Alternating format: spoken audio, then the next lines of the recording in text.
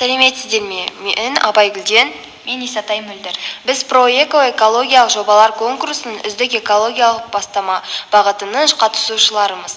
Жоба жетекшіміз Тілеуғабылова Алма. Жобамыздың мақсаты экологиялық жағдайды жақсартатын түрлі дизайнерлік макеттерді жасау. Макеттің өлшемі 50-50 см. Макеттің жасаудағы мақсатымыз мектеп жанындағы жерлерді мектептің архитектуралық бейнесімен үйлестіре отырып дизайнерлік көрініс жасау. Сондай-ақ табиғат пен өмірді үйлестіру мақсатында оқушыларға жағымды экологиялық ахуал қалыптастыру. Тіршілік етуге қолайлы жағдайды тудыру. Табиғат тіршілік көзі. Оның әрбір әсері адамзат өмірінде үлкен рөл атқарады. Аяулы табиғатсыз осы ғаламда өмір сүру, тіршілік ету мүмкін емес. Табиғатты қорғау, табиғатты аялау әр адамның міндеті. Бұл біздің проэко жобасына жасаған макетіміз. Біз ең алдымен макетті жасау барысында мектептің макетін және де мектеп алдын көгалдандыру мақсатында гүлдер мен ағаштарды пайдаландық. Біздің жаңағы макеттегі ең басты ерекшелігі бұл бізде контейнер, қоқыс контейнері. Бұл бізде мамандардың айтуынша оған қатты қоқыстың құрамы себеп. Қазір біз барлық қоқысты бір контейнерге тастап жатырмыз. Мысалы, қайта өңдеуге жарамды пластик, қағаз, алюминий банкалары, картон барлығы тұрмыстық қалдықпен аралас. Ол қоқыс бірнеше күн контейнерде жатып аралас булығып кеткен кезде ол жерде көп уақыт тұрады және ол зауытқа келген кезде өңдеу қиынға түседі. Сол себептен де бізге осы қоқыс контейнерлері керек.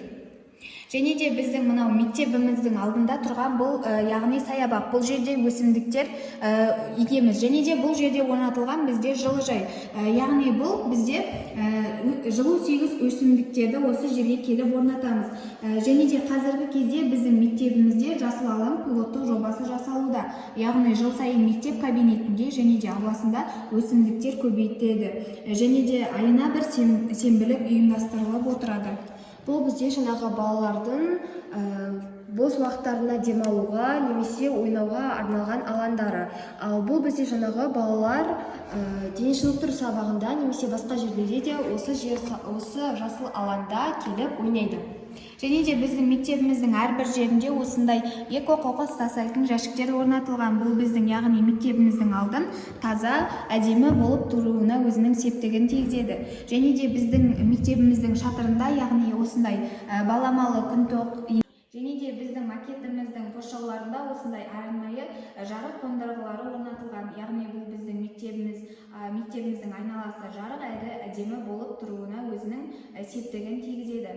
Және де біз осы макетті арнайы ПВХ клей, ыстық клей, арақылт қағазы және де түрлі түсті суреттерден жасадық.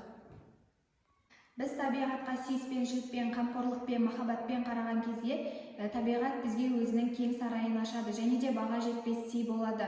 Біз табиғаттың перзенті ғана емес, оның қорғаушысыдамыз. Яғни біз табиғатты әрқашан аялап қорғауымыз керек. Табиғат біздің екінші анамыздай келеді.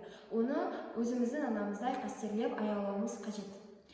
Табиғатым тағдырым деп таласқан, табиғатым бар әлемге жарасқан. Табиғатым жеміс жидек алма өрік, табиғаттың бізге берер мәні көп.